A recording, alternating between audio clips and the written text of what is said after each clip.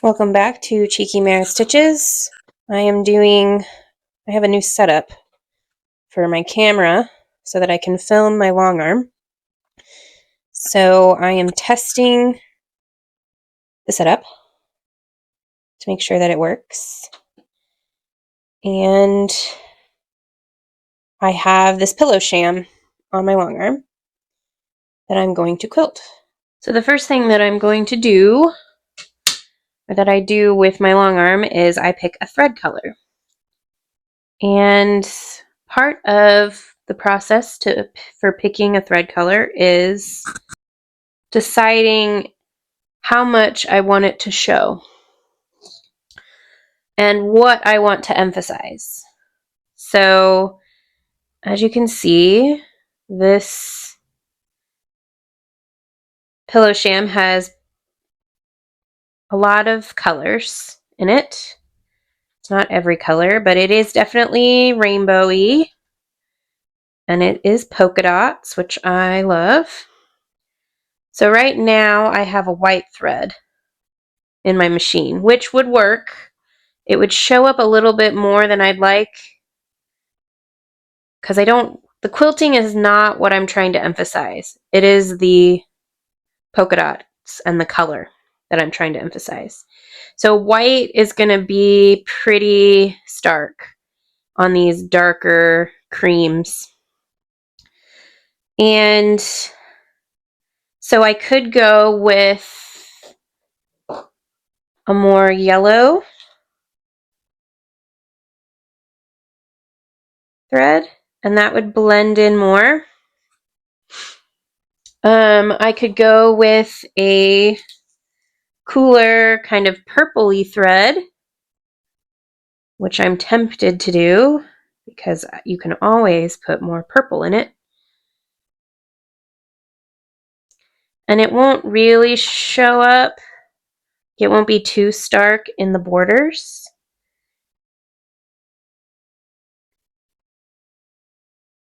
I could go pretty dramatic and do a dark brown thread. Oops. Purple down, purple down. I could go pretty stark and like this would definitely show. But I don't think it would take away too much from, like, I don't think it would be as stark as the white because it's not as shiny as the white. And it's kind of a dark brown. Or I could go with this gold color. It's kind of a Purdue gold. And it's not as shiny as the white and the yellow. It's a different brand, which is probably because it almost disappears in these, in like the golder, and then it's not too stark in the more gray taupes. Now, I am a little concerned that it's going to show up quite a bit in the borders, which, isn't terrible. So I do think I'm going to go with this gold. Okay. Let's see. Who knew I was going to need every light on in my house to do this? All right. So first thing I'm going to do is I'm going to bring up, I hate these clamps, but I'm going to bring up my thread, my bobbin thread.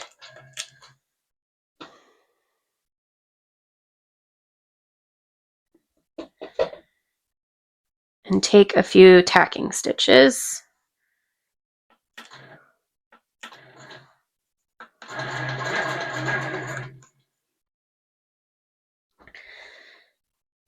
And then I'm going to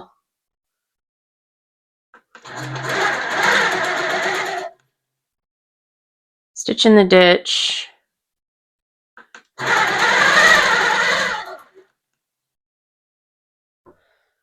I don't really like that one, so we'll try this one here.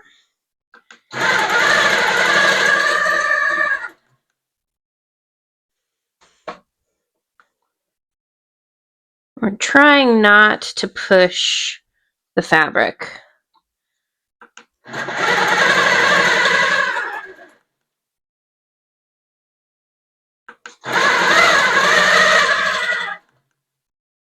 So what I'm doing is I'm stabilizing my hand, my ruler with my hand, and kind of pulling this way a little bit so that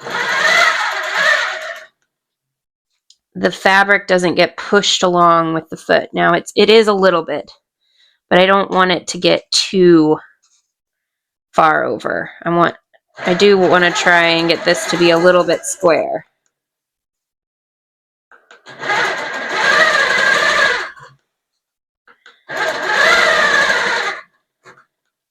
Okay.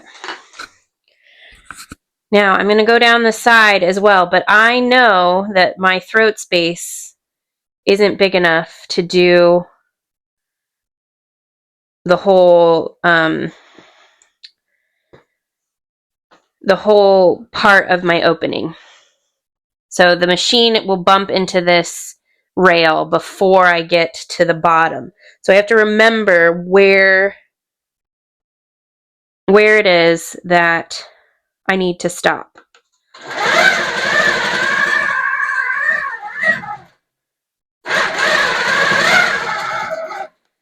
And I know that I'm getting pretty close. Like I've got about 10 inches from the bottom, from the next rail here.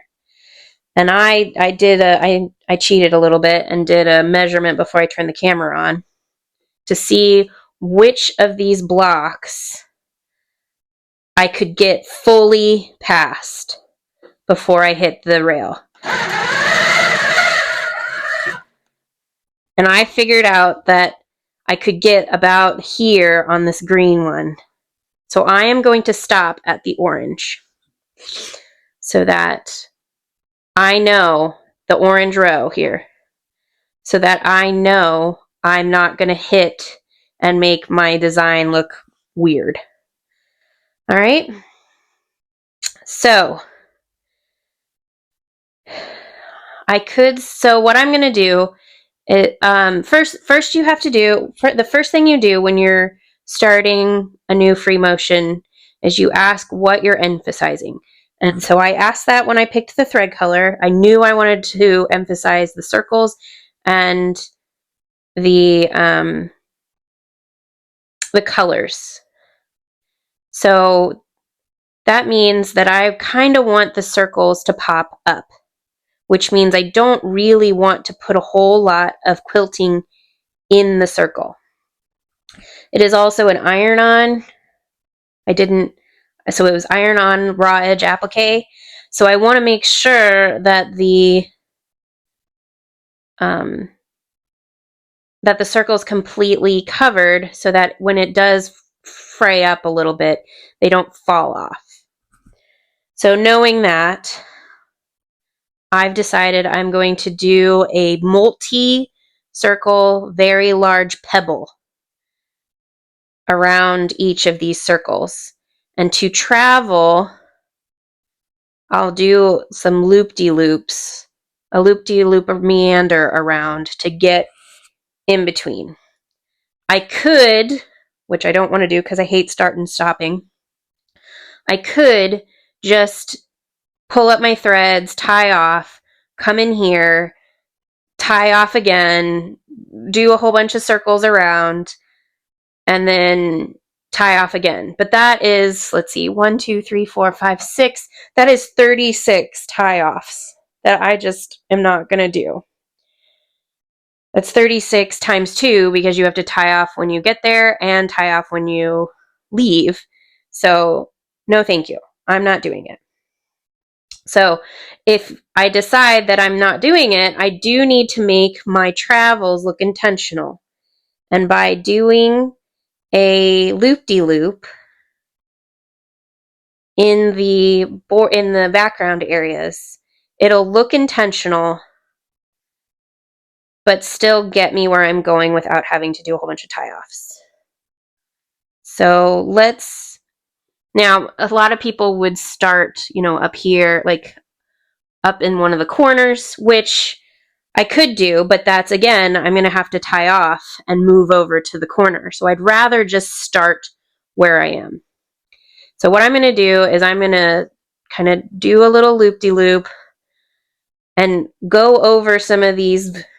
intentionally go over some of these seams to reinforce them as well. And then do a bunch of circles and then kind of meander around, do a bunch of circles, and then so on. So let's do that. When you're new at this, I'm more confident because I've been doing it for several years, but I'm still not perfect. If I was getting really nervous, I could do some invisible ink or some disappearing ink, kind of draw the initial path that I'm thinking about taking to kind of give me that. Okay?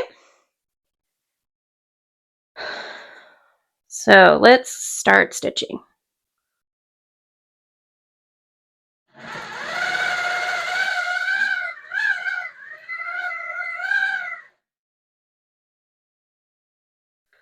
And I'm just looking at the camera right now and seeing that it's shaking.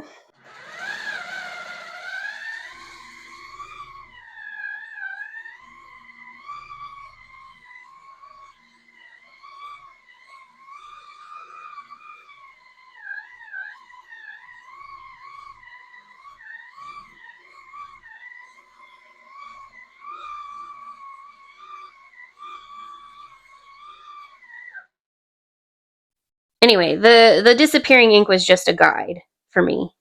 I usually just try to not follow a line. I just give it a rough idea. So I hit the circles or the loop-de-loops, but I didn't necessarily do them the exact way that I had drawn them out. And that's okay. You also notice that I'm not like worrying too much about whether these are super centered.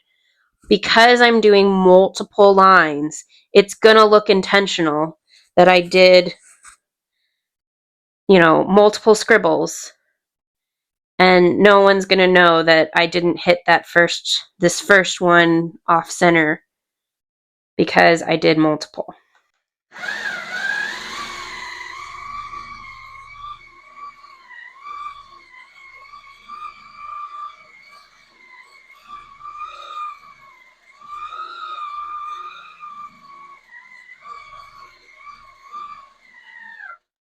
I'm trying to figure out where I'm going.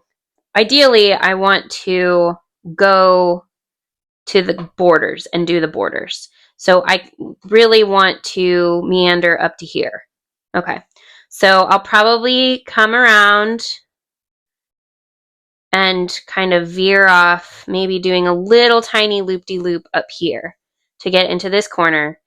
And then I'm going to do a swirl chain down the side.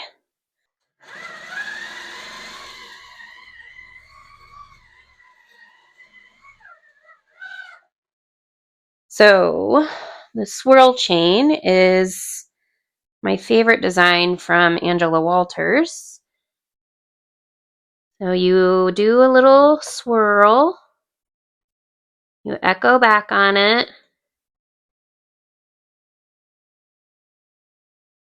and then you start a new one.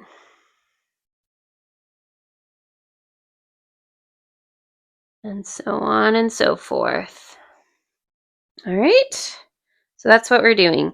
And the reason I'm doing that is because of all the echoing that I'm doing. I can start and stop this swirl chain and go all the way down the side, even though I can't, and add on to it when I move the pillow sham up. So I'm going to switch to manual mode because I like it better for swirls. And it's a little scary because I'm filming it, but let's go.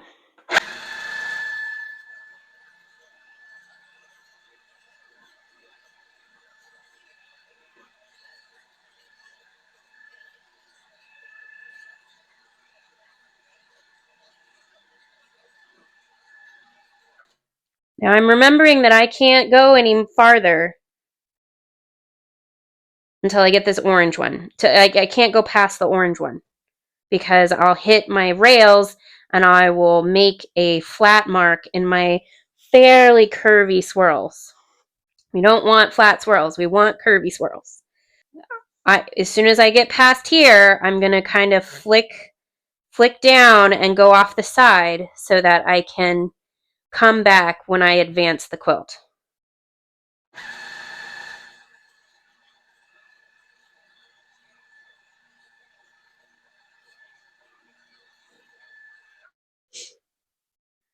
There. And I can either tie off or I can travel off the side. It doesn't really matter how I do it.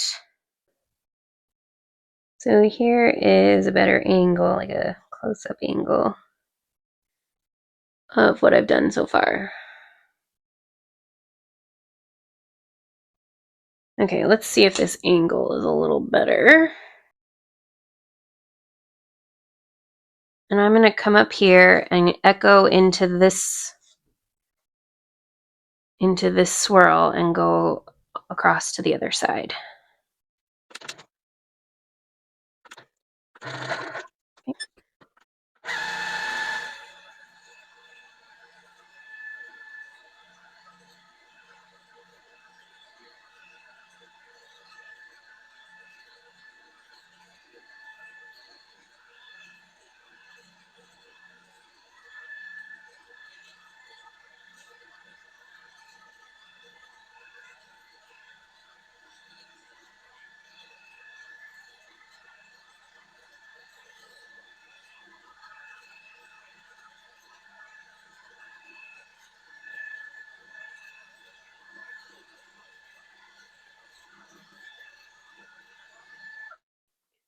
All right, I don't like that camera setup because I can't see the stitching myself.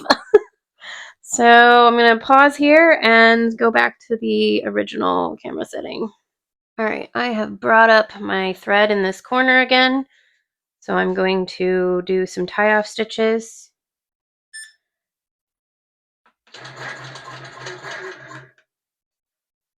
And if you were doing a show quilt, you would, bring up the bobbin thread, tie a knot, and then bury them. But I'm not going to do that.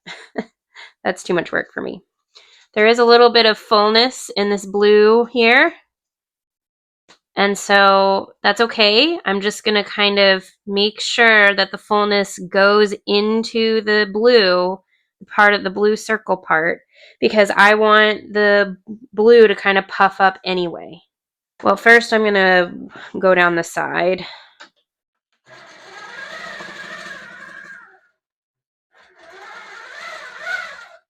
Stabilize my stitches here. And again, I know that this is the orange line. It's purple on this side, or it's pink on this side. But this is the orange line, so I can't go past very far the orange.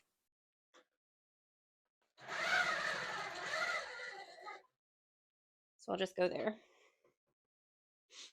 And then I'm going to, again, do a little bit of meander.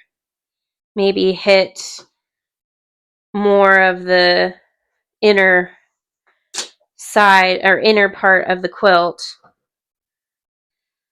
Meander around, maybe do some of the ones in the middle so that it doesn't look like I'm just going in a line. I want to disguise the fact that I had to maneuver my machine to accommodate for the throat space. So let's go.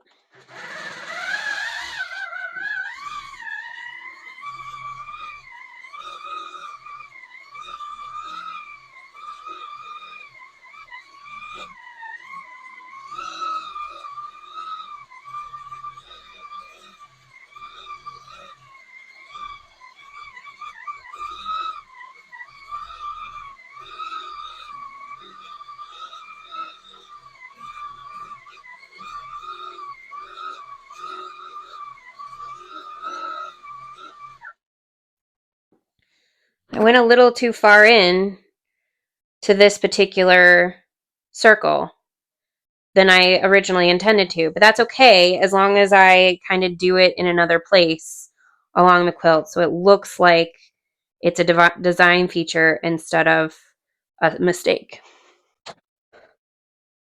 I'm going to leave this green one so that they kind of serpentine in here. So I'm going to go up to the yellow and maybe to this green, and then do the top row here and go back and finish the border on that side.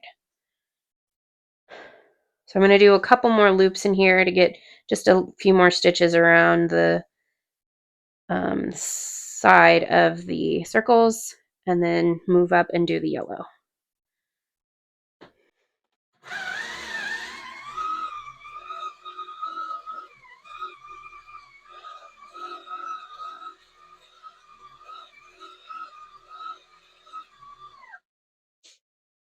Now you can see a little fullness in here, but that's okay as long as it's not a tuck, because once I wash this, it's going to shrink up a little bit and crinkle, which I like the crinkling of quilts. So I'm not too worried about this little bit of fullness. If I was worried about it, I would come in and like do a filler over all of the quilt, but that is more stitching than I want in this particular quilt. So I'm just gonna let it go and hope that when I come back, maybe I'll get some fullness out. I might go a little slower in those areas to make sure I don't get a tuck.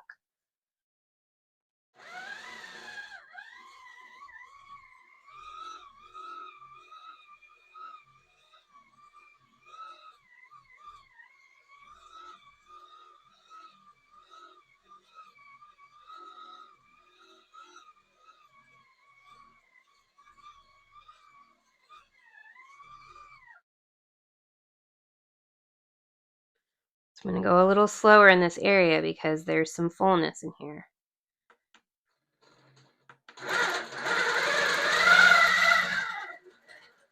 I'm manipulating the fullness.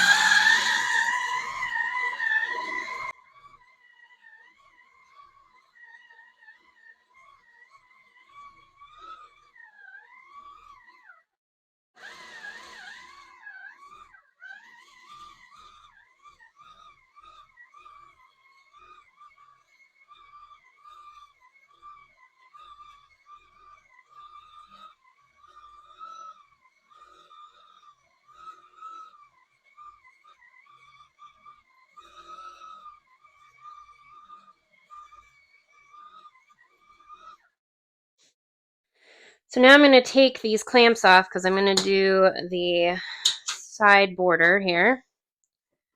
I'm going to put the clamps on the other side on so that, and you can't, that's off screen, because I can get some side tension on the other side.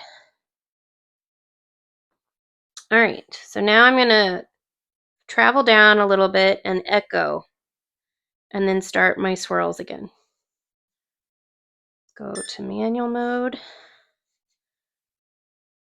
Deep breath.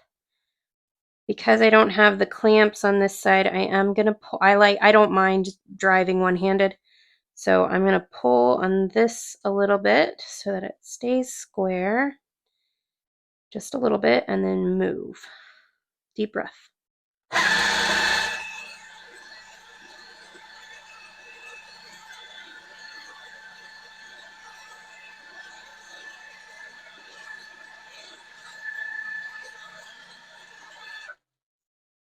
And I made a mistake, and I could go and pick that out because I noticed I was getting past the pink, and I didn't want to get past the pink.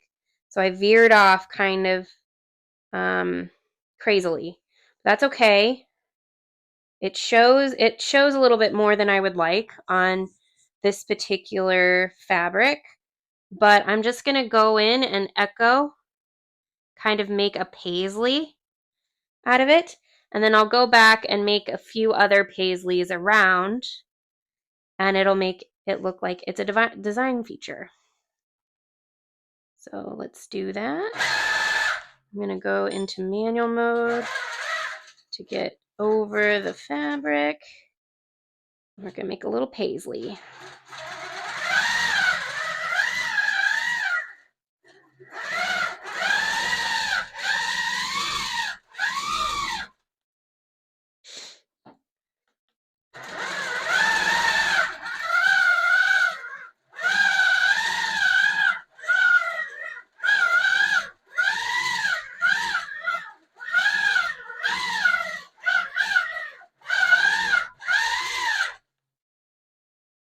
And those aren't perfect, but it'll be all right.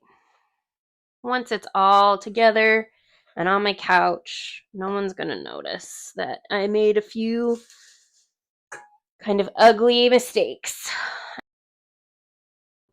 Okay. So now I do a little test and I see which block I can make it to. And I can make it to this pink and blue line without hitting. So that's going to be my new boundary. I'm going to start here actually and go up to stitch in the ditch in the border. And then I'll probably do the pink and then the red, purple, blue, blue, blue, maybe this purple, and then kind of serpentine around. Come down here, go up, and then start my swirl.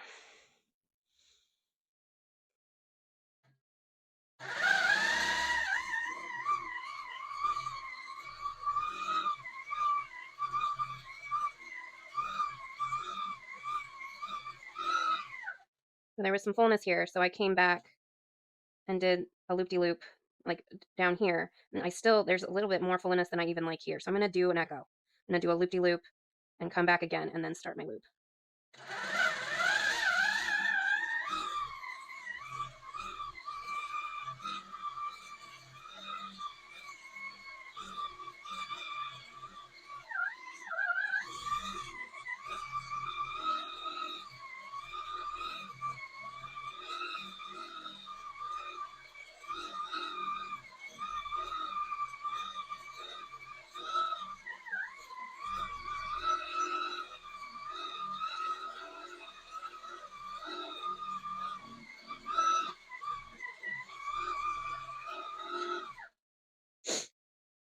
I took care of some of that fullness by doing some loops and deciding where my path was going to go to get a little bit more stitching in that area. So as I'm doing the easier part, the loops inside the circle, I'm thinking about where I'm going to go next and where I'm trying to get to.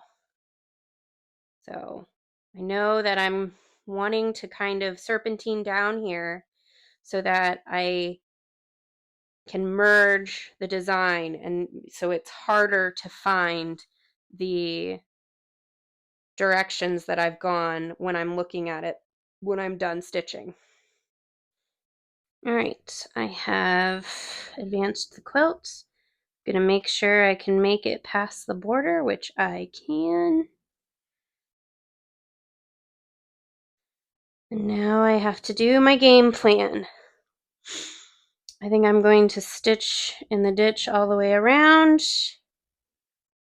and then finish the border. And on a bigger quilt, that's a little risky because the fullness there's not a whole lot of fullness in this quilt. So I'm going to risk it this time.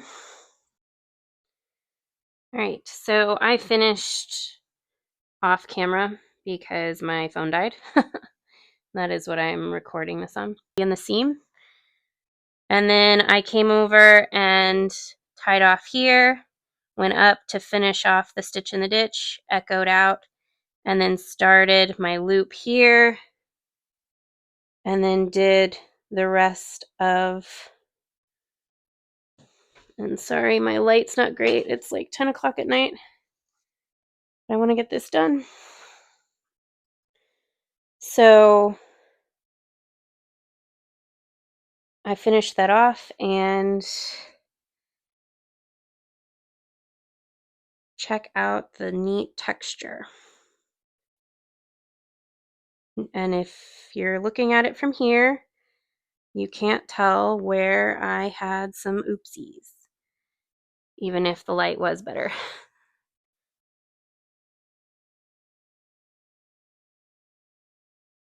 So now I just need to make it into a pillow sham, and I'll insert a picture of the finished look.